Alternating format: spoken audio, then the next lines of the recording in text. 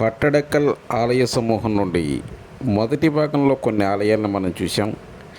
ఈ ఆలయ సమూహంలో అతి పెద్దదైనటువంటి చాలా సుందరమైనటువంటి శిల్పకళను చూపిస్తున్నటువంటి దీని తర్వాత మనం ఇప్పుడు చూడబోయేది విరూపాక్ష దేవాలయం.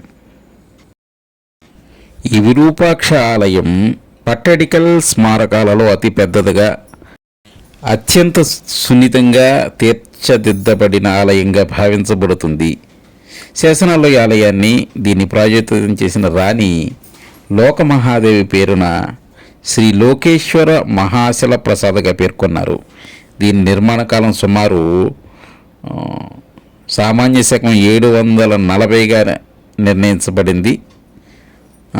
పల్లవులపై అంటే క్రీస్తు శకం 4 నుండి 9వ శతాబ్దాలు విక్రమాదిత్యుడు రెండూ సాధించిన విజయవంతమైన సైనిక ప్రచారాల తర్వాత ఈ ఆలయం నిర్మించబడింది. శాసనాలలో రాణి ఆలయ సంగీతకారులకు దానాలు ఇచ్చినట్టు కూడా పేర్కొనబడింది.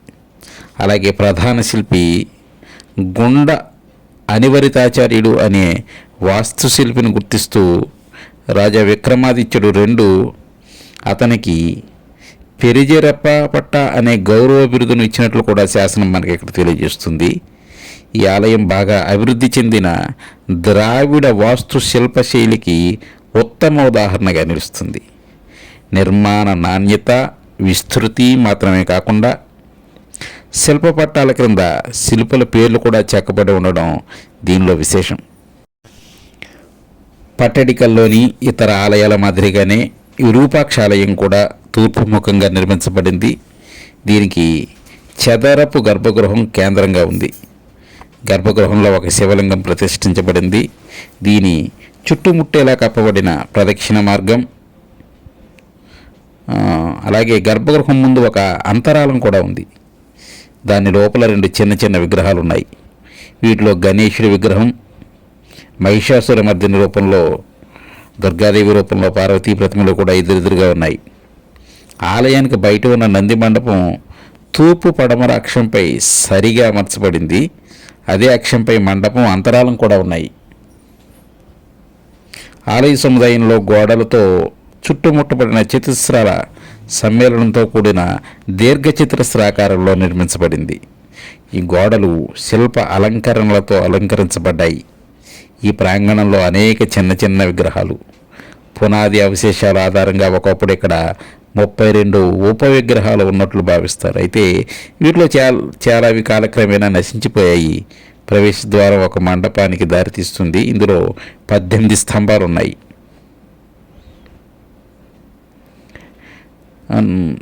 దీనిలో సుమారు ప్రతి స్తంభం కూడా 4x4 అడుగుల చదరాన్ని కలిగి ఉంటాయి. గర్భగృహం పై భాగంలో ఉన్న గోపురం 3 అంతస్తుల పిరమిడ్ ఆకార నిర్మాణంగా ఉంది. దీనికి ప్రతి అంతస్తు కూడా దిగువ గర్భగృహంలోని అలంకార మోటిఫ్లను ప్రతిబింబిస్తుంది. అయితే నిర్మాణ సమన్వయం స్పష్టంగా కనిపించేందుకు శిల్పులు స్తంభ అలంకరణలో ఇతివృత్తాలను కొంత సరళీకృతం చేశారు. 3వ అంతస్తు అత్యంత సరళమైందిగాను, ఇందులో మామూలు పిరమిడ్ కోటాలు మాత్రమే ఉంటాయి. ప్రతి ముఖభాగంపై కూడులతో అలంకరించబడిన కోట పైకప్పు కూడా ఉంటుంది. ఇది తరువాత కాలంలో ద్రావిడ హిందూ ఆలయాల నిర్మాణంలో సాధారణంగా కనిపించే శిల్ప నిర్మాణం మనకి ఈ ఆలయంలో కనిపిస్తుంది. ఆలయం పైభాగంలో కలశం వంటి ఒక కుండాకార శిఖరం ఉంది. దీనికి ఇది ఉత్సవాల, సామాజిక వేడుకలు, వివాహం వంటి వ్యక్తిగత ఆచారాల్లో ఉపయోగించే ఘటాన్ని పోలి ఉంటుంది. ఈ కలశ శిఖరం ఆలయ ప్రాంగణం నుండి సుమారు 17 మీటర్ల ఎత్తులో ఉంటుంది. ఇది 9వ శతాబ్దానికి ముందు దక్షిణ భారత ఆలయాల్లో అత్యధిక ఎత్తుగా గుర్తించబడింది. గోపురంపై ఉన్న సుఖనాస చాలా పెద్దదిగా ఉంది. మొత్తం నిర్మాణం ఎత్తులో సగానికి మించి ఉంటుంది. ఇది దూరం నుంచి ఆలయం స్పష్టంగా కనిపించేందుకు సహాయపడుతుంది. గర్భగృహ గోడలు, సమీప మండప గోడలు కూడా అత్యంత సూక్ష్మమైన శిల్ప చెక్కడాలతో అలంకరింపబడ్డాయి. ఈ శిల్పాలలో వైష్ణవం, శైవం, శాక్తం సాంప్రదాయాల్లోనూ అలాగే దేవతల ఇతివృత్తాలు అన్నీ కూడా ఈ ఆలయంలో మనం చూడొచ్చు. లోపల ముఖమండపంలో మనకి చాలా స్పష్టంగా చెక్కబడిన అనేక విగ్రహాలు మనకి కనిపిస్తూ ఉంటాయి. ఇప్పుడు మనం విగ్రహాలని చూస్తూ వెళ్దాం.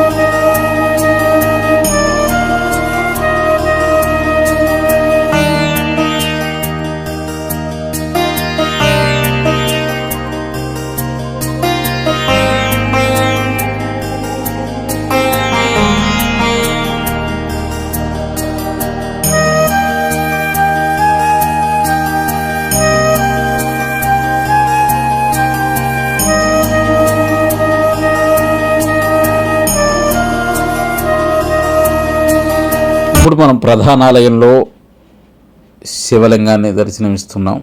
ఇక్కడ ప్రధాన ద్వారం నుండి ఎత్తులో చతుస్రాకారపు పీఠం మీద శివలింగం ఉంటుంది.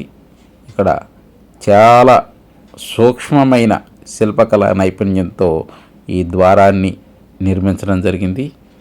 ఈ ద్వారం రెండు వైపులా కూడా మనకి ద్వారపాలకులు అలాగే రకరకాల విగ్రహాలని రకరకాల పురాణాలకు, భారత భాగవతాది ఇతిహాసాలకు సంబంధించిన శిల్పకళ మనం ఈ ఆలయంలో చూస్తూ ఉంటాం. ఇప్పుడు మనం దానికి సంబంధించిన ప్రతిదాన్ని చాలా క్షుణ్ణంగా నేను మీకు చూపించడం జరుగుతుంది. అయితే కాబట్టి ఇప్పుడు మనం వెళ్ళేది ఏంటంటే ప్రధాన గర్భాలయానికి చుట్టూ ఉన్నటువంటి ప్రదక్షిణా మార్గంలో మనం ప్రయాణిస్తూ ఉన్నాం. ఈ ప్రదక్షిణా మార్గంలో మనం నడుస్తూ ఉన్నాం. ఇవి చుట్టూ చూడండి.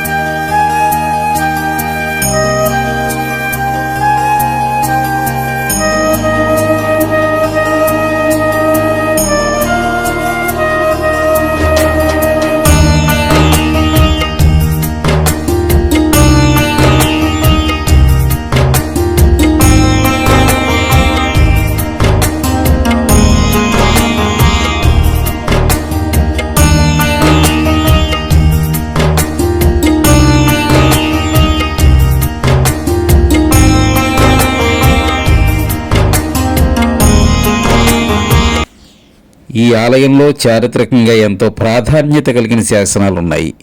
ఇవి 8వ శతాబ్దపు భారత సమాజం సంస్కృతి గురించిన అనేక విషయాలు మనకు అందిస్తాయి. ఉదాహరణకు ఒక శాసనంలో రాణి ఆలయ సంగీతకారులకు దానంగా ఇచ్చిన విశేషాన్ని ప్రస్తావించడం జరిగింది. ప్రసిద్ధమైన ఎల్లోరా గుహల్లోని కైలాసాలయం ఈ విరూపాక్ష ఆలయ నమూనాపై రూపొందించబడిందిగానే మనకు చెబుతారు. అయితే విరూపాక్ష ఆలయం స్వయంగా కాంచీపురంలోని కైలాసనాథ దేవాలయం ఆధారంగా రూపుదిద్దుకున్నట్లుగాను చెబుతూ ఉంటారు.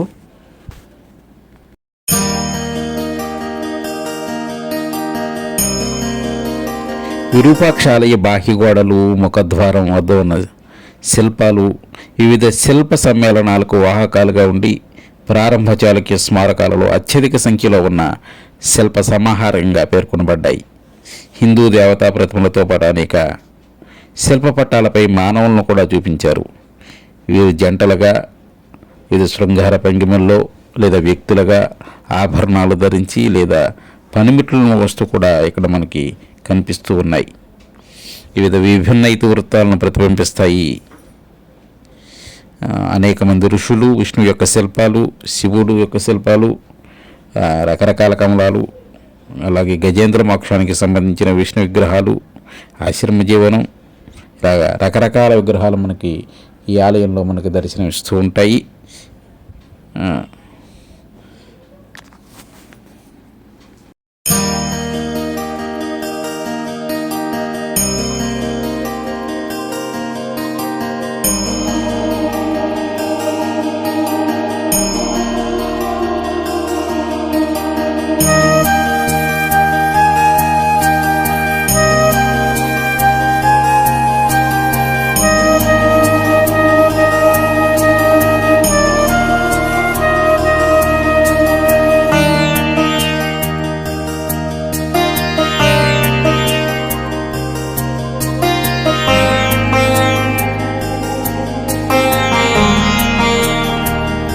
ఇప్పుడు మనం విరూపాక్ష ఆలయం ఎదురుగా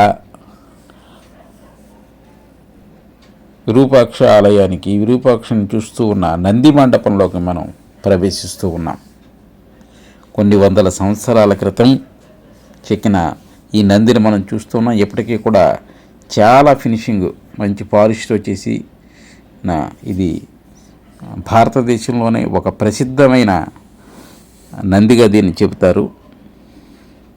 వందల సంవత్సరాలైన చెక్కు చెదరని నగిషీ పనితో చాలా అందమైన రూపంతో మనకి ఇక్కడ నంది, భారీ సైజులో నంది మనకి ఇక్కడ దర్శనమిస్తుంది. ఈ నంది మండపాన్ని కూడా చాలా విశేషమైన శిల్పకళతో నిర్మించడం జరిగింది.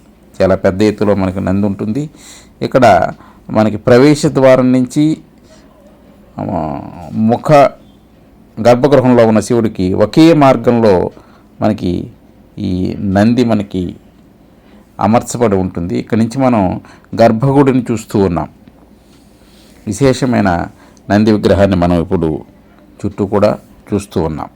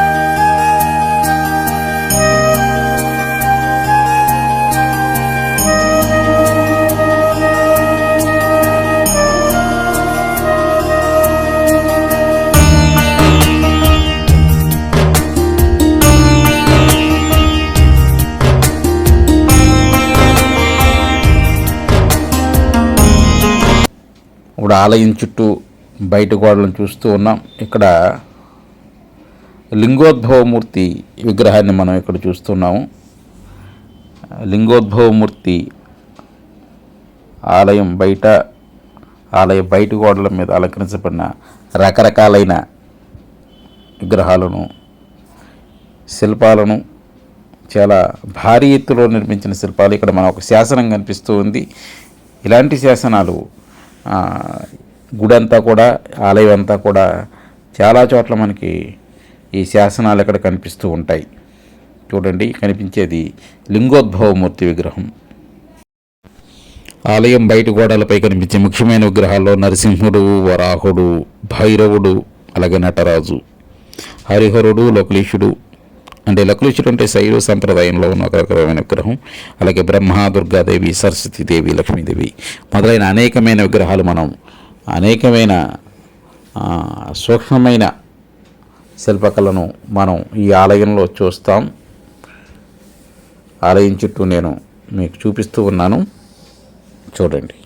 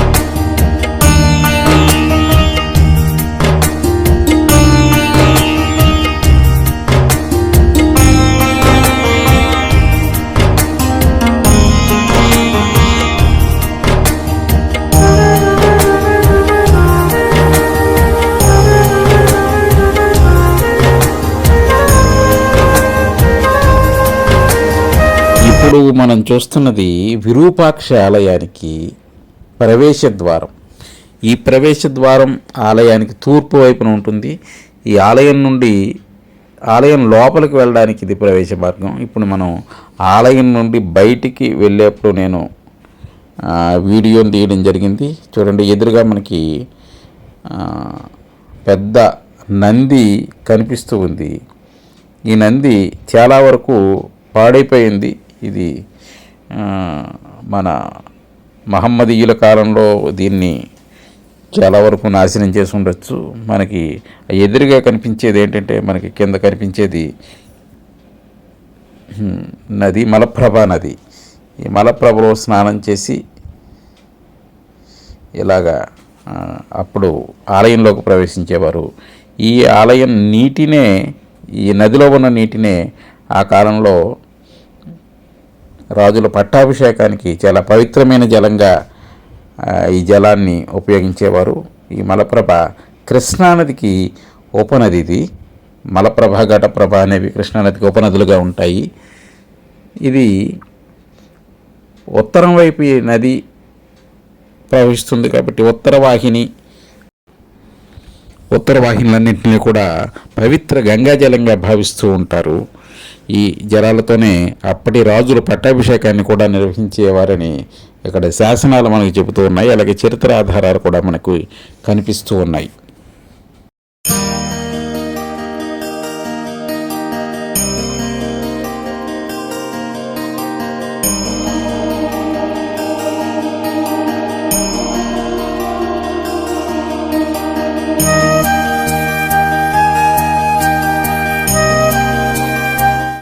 పదకొండవ శతాబ్దం తర్వాత ఉత్తర భారతదేశంలో ముస్లిం దండయాత్రల కారణంగా అనేక ఆలయాలు, కళాఖండాలు నశించాయి. అందువల్ల పట్టడికల్ 7వ 8వ శతాబ్దపు స్మారక ప్రాచీన మత కళా ఉదాహరణలో ముఖ్యమైనవిగా మనకు నిలిచాయి. ఈ వీడియో మీకు నచ్చినట్లయితే దీన్ని సబ్స్క్రైబ్ చేయండి, ఛానల్ని లైక్ చేయండి, అలాగే షేర్ చేయండి. మీ అభిప్రాయాన్ని కామెంట్ రూపంలో తెలియజేయండి.